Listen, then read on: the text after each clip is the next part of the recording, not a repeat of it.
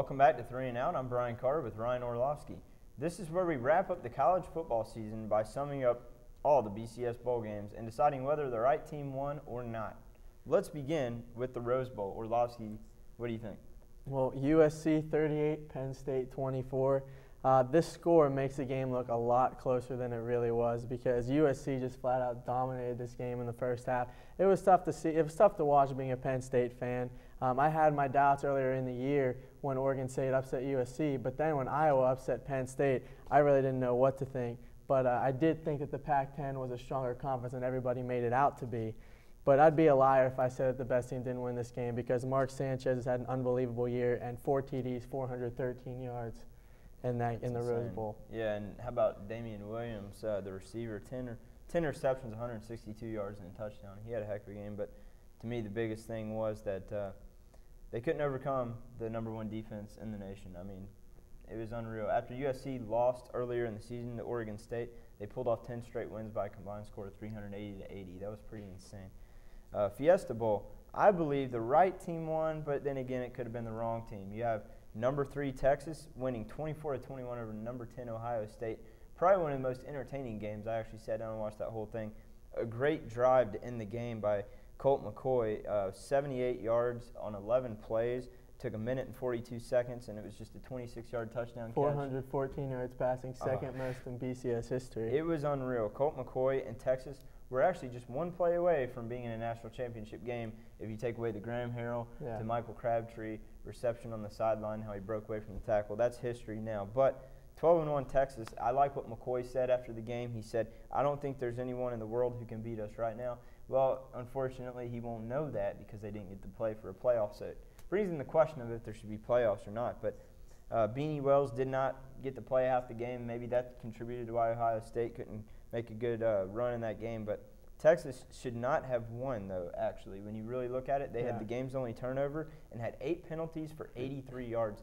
Not really a best performance for Texas, but Ohio State, by having Beanie Wells out in the whole second half, I think that's how Texas was able to come back and win. I think Ohio State kind of lacked the experience factor there, understanding with Terrell Pryor getting the majority of the snaps as well. Because, I mean, you just can't compete with Colt McCoy, who, has been in this situation before. He's played in big games. And Terrell Pryor, just a freshman coming in, and granted, he's had a great season, but it's just not what you look for in that game. One last little stat in that game was that Ohio State could not stop Texas on 4th down. They were 3 out of 4 attempts on 4th down. You got to be able to stop them on 4th down. Got to. Let's go to the Orange Bowl. What do you think about that? Cincinnati has no business being in a BCS bowl game. I mean, they play one team that's ranked above 20th in the nation all year, and they just absolutely get stomped. But I mentioned Darren Evans from Virginia Tech earlier in the year. I gave him my game ball, and, he just has yet to disappoint me this year. 153 yards and a touchdown in this one. So, I mean, you got to give him the game ball in this game for sure. But Tech played a tougher schedule all season. All season long they played a tough schedule, and Cincinnati just really didn't compare, I don't think. I agree.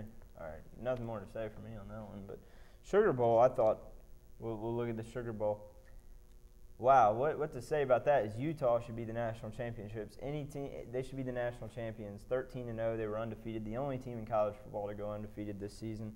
And they absolutely killed Alabama. They nearly doubled up on them, 31-17. Again, one of those games. It almost looks a little closer than it really was because Utah was all over that. It was unreal. The right team definitely won, and they should be the national champs. Again, begs the question: should there be a playoff system? Listen to Obama. Yeah, no kid. Demolished the great Alabama team. Now, that's what you got to love is that they were hyped up all year, but the Utes gave them every opportunity to win. If you really look at it, 10 penalties for 93 yards. How many more yards can you give Bama? And then guess how many rushing yards Utah had in that game? 13. 13 rushing yards. So one-dimensional game, and Alabama still couldn't stop that. Brian Johnson threw for 336 yards and 3 touchdowns. But Utah forced 3 turnovers, including 2 picks off John Parker Wilson. Just a great game. But the first team in the BCS era since 1998 to go undefeated twice. The last time they did it was in 2004 when they had Urban Meyer as the head coach. I'm really disappointed with John Parker Wilson. His last game at Bama, I really saw bigger things coming from him than this. I really did too. But you got to kind of feel bad for Alabama. They were 12-0, and then they lost the last 2 to end the season, losing in the SEC championship to Florida and then the bowl game to Utah. But Let me ask you this. Do you think maybe Nick Saban played a part in pissing off Utah? Because did you hear what he said before the game? He said, well, we're the only real team to go 12-0 in the regular season in a real BCS conference. Maybe that played a little bit in how Utah definitely just added fuel to the fire. Oh, yeah. Without a doubt. I would think so. National championship game. Everybody probably watched it. Anyone watched it. Florida came out on top 24-14. What do you think about that game? Well, you just mentioned the SEC championship game, and after watching Florida dominate that game, I mean, there really wasn't any doubt that Florida was one of the best teams in the nation, and they proved that. They're the best team in the nation, according to the BCS, even though we'll never know what happened with Utah. But you just can't say enough about Tim Tebow and Percy Harvin.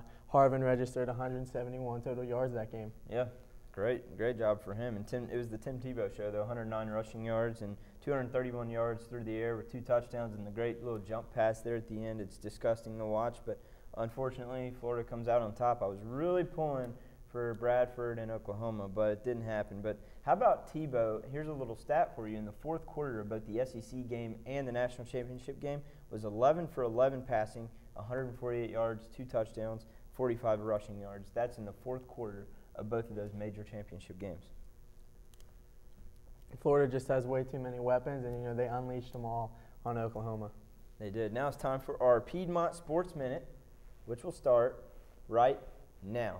Let's go. We're going to talk about Piedmont baseball. Piedmont baseball. We're getting spring season, where season's right around the corner. First game February 7th at Guilford, and Piedmont's coming into the season nationally ranked at 27th in the nation. This is the first time in a long history of Piedmont baseball that this has happened. So the team shows a lot of promise. They did lose a good amount of seniors, and they lost their All-American Tom Dimitrov, but you just can't say enough about the 34-14 season they had last year. Hopefully they'll be able to continue that, because as we know, Piedmont really just hasn't had that great of an athletic season. A lot of teams had decent years but just came up short in the end, but hopefully baseball will kind of mirror what they did last year. Yeah, they were the only team to actually, in baseball and GSAC history, to win the regular season championship and the actual GSAC championship tournament.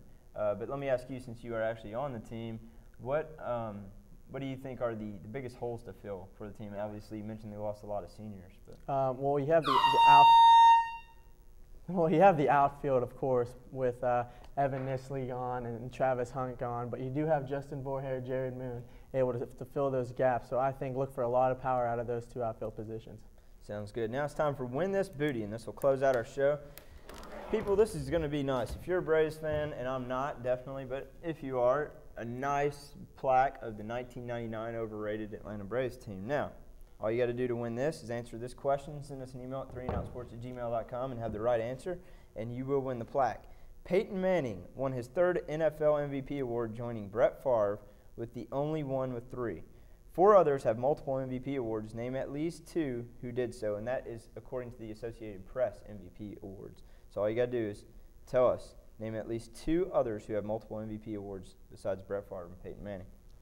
So we've run out of time. Unfortunately, we're going to have to make like a prom dress and take off. Be sure to tune in next time for 3 and Out. I'm Brian Carter. I'm Ryan Orlovsky. That was 3. And we're out.